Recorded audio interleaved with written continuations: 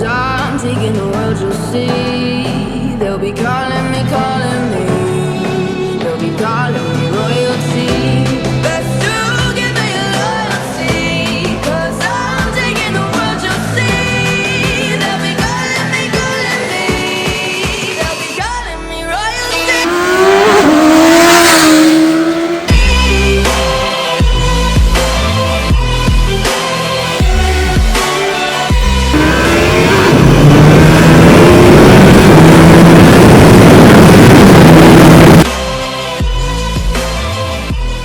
Hello everybody, welcome to the channel. This time we're talking about SRK921RR, this beautiful beast. And guys, this time we have a legit comprehensive review where we will measure acceleration, braking and so on. So without a further delay, I feel like we can just start and talk about it in details.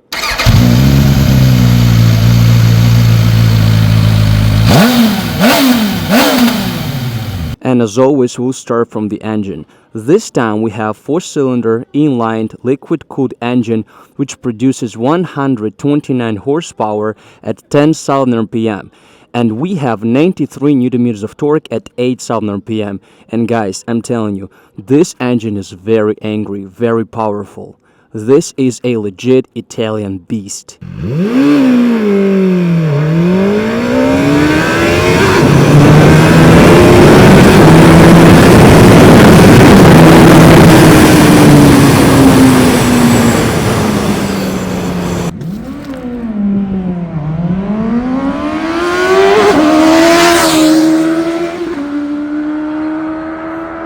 It feels very fast, super fast. Oh gosh, I'm shivering actually.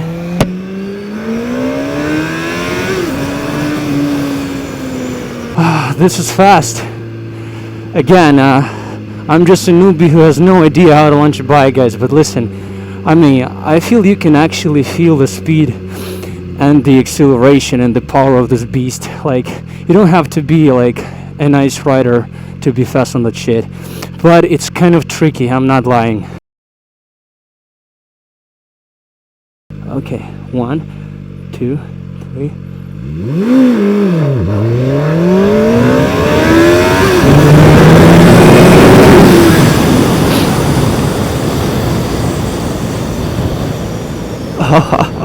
That's freaking crazy.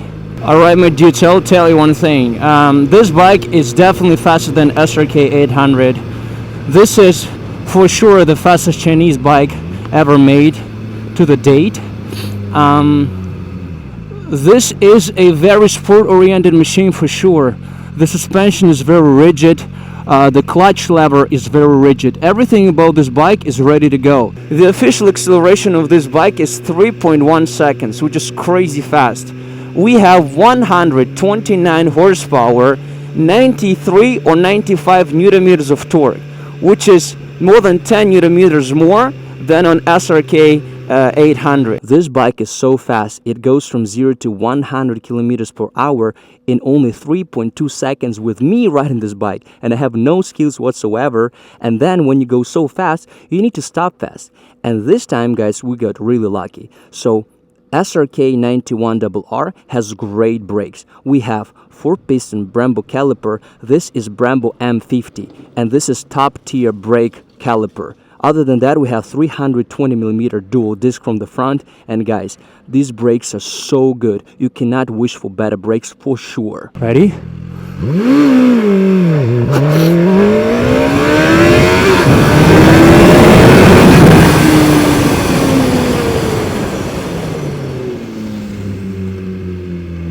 Whew, and brakes are great.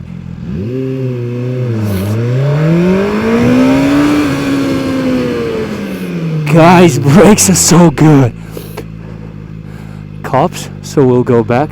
Just now I was going like 150-60 km/h, then I hit the brakes, guys, and it stopped so fast. It stopped so rapidly. The braking power of these brakes is astonishing. It's so good.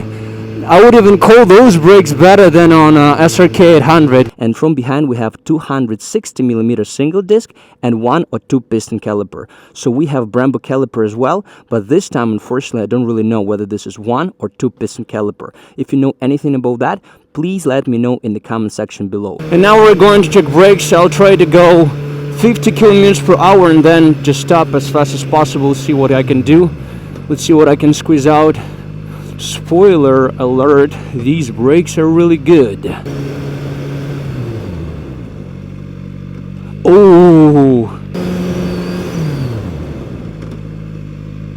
Oh yeah. SRK921RR has Marzocchi suspension. So from the front we have a beautiful adjustable Marzocchi front fork, and from behind, guys, we have a monoshock. This time it looks different, and this monoshock has preload adjustability. And then we tell you that this suspension does feel luxury, does feel plush. I cannot complain about it whatsoever. It's a very good, legit suspension for the super bike like this. And other than suspension, this bike comes equipped with Marzocchi steering damper, and I would tell you, my dear people, the stability of this bike is just beyond my comprehension. It feels like a train on the rails. But to be honest, SRK800 felt very stable as well. This Super Sport has 16-liter tank capacity, and the tank itself looks massive, looks very big and wide. But guys, I'll tell you one thing. Yesterday, I just rode for around 100 kilometers. I had a full tank of fuel. And by the end of those 100 kilometers, my tank was empty. So this bike consumes fuel like crazy. QJMotor comes equipped with a cable throttle. We don't have ride-by-wire. Some people love it, some people don't. My personal opinion is that ride-by-wire is more responsive, but to be honest, this throttle feels really good.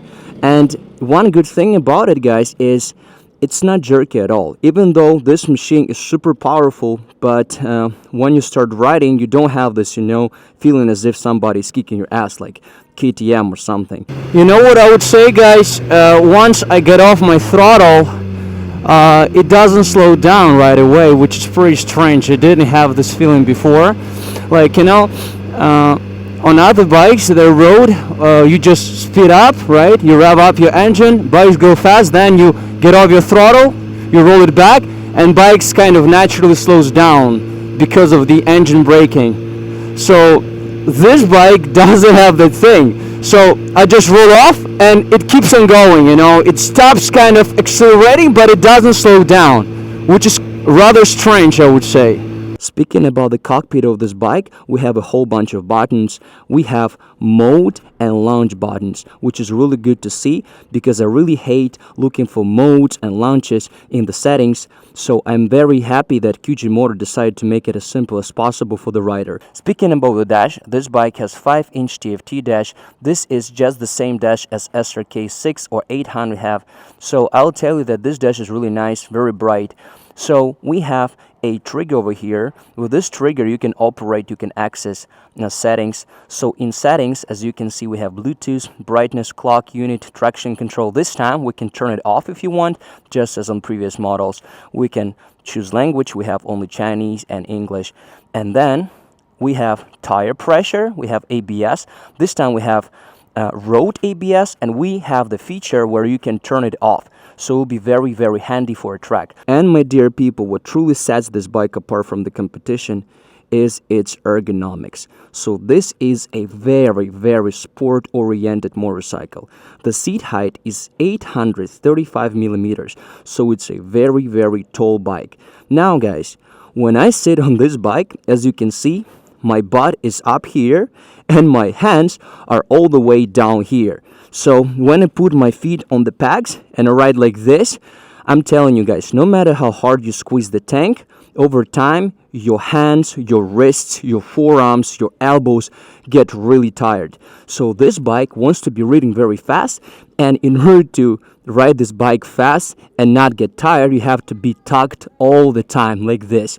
So when I go fast, I look like this, guys. And I'm telling you, this is the most sport-oriented bike so far from Chinese manufacturers.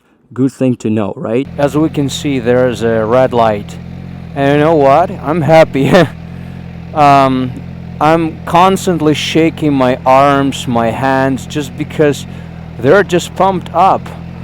This ergonomics is so sporty that I feel like for some people it will be a very big problem, to the extent where some people who did not ride this bike before, if they, for example, pre-order that bike without riding this bike, I feel like they will be very surprised, to the extent where they can just sell this bike pretty much right away.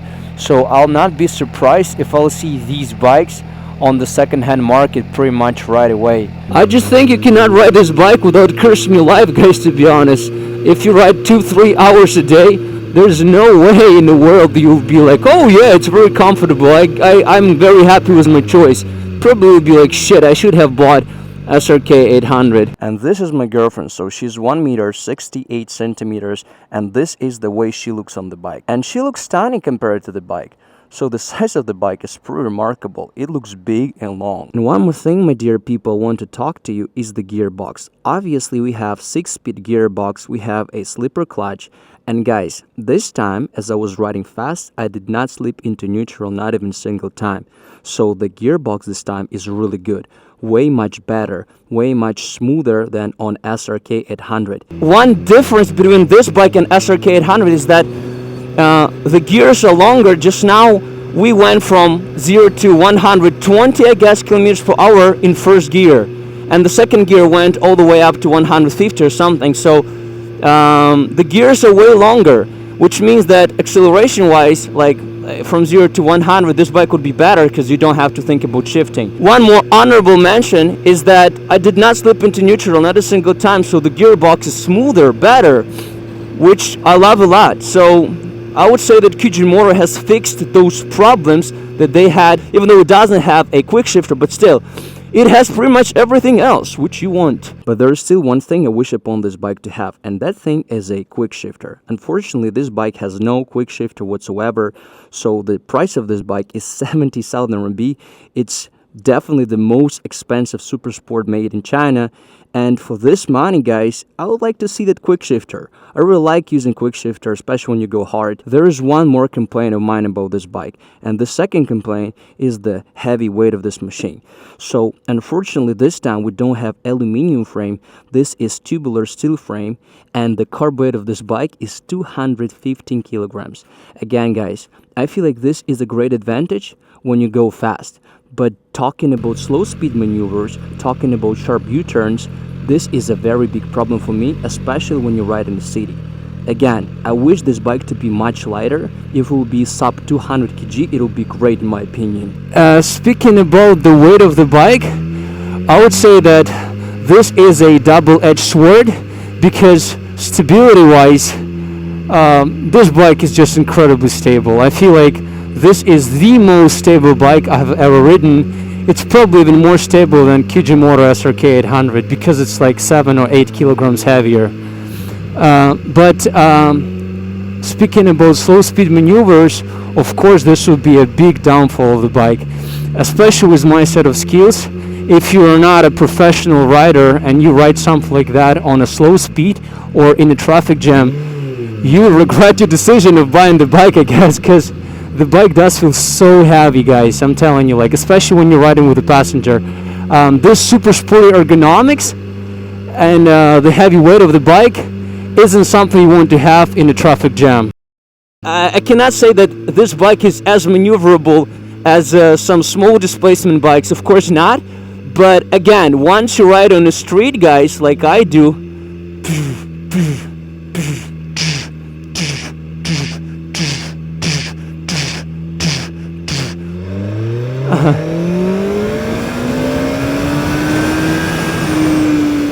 all right. Unfortunately, we have those cameras all over the place. Thanks God we have no license plate by now. So guys, this bike is so much fun. Again, ergonomic wise, it's a very, very sport oriented bike. Feelings wise, this bike is really mean, aggressive, does wheelies all the time. way more wheelie oriented than SRK800, I would say. So we have steel tubular frame over here, but the subframe is aluminum. Speaking about aluminum, guys, we have aluminum swing arm, we have aluminum subframe, and we have aluminum alloy wheels. Those wheels, by the way, look dope. I really like the way they look, and they are really light. And looking at this bike from the side, I would say that I think that this is one of the most beautiful, if not the most beautiful, sports bike ever made here in China. I feel like this exhaust pipe looks really crazy. You can see that this is one of the most noticeable MV Agusta features, and this single-sided swing arm looks just incredible. Again, the color of the bike, the way it looks, the wheelbase, every single detail of this bike looks luxury and well built. SRK921RR doesn't have ram air system, which is the cool feature to have, and SRK800 had one, but to be honest, this bike is fast enough, so I feel like this would be a very cool part of the design, but performance wise this bike is good enough. SRK921RR has LED headlights and taillights, and this time we have a camera right over here.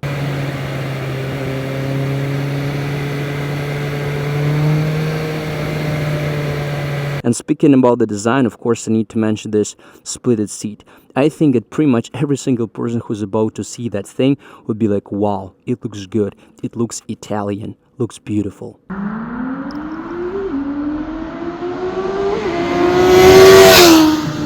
Alright, my dear people, it is time for us to wrap it up. To be honest, I think that this is the fastest Chinese bike ever made by now. One thing to know is that this bike is definitely not for everybody. The ergonomics of this bike is super sporty. I feel like this would be one of the best machines for a track made in China. And again, guys, if you're looking for a bike for a city, probably this would not be the most optimal option. With that being said, I think that this is one of the best Chinese bike ever made. This is a very powerful machine, super fast, very track oriented. So I really want to know what you think about this, guys. Please let me know in the comment section below.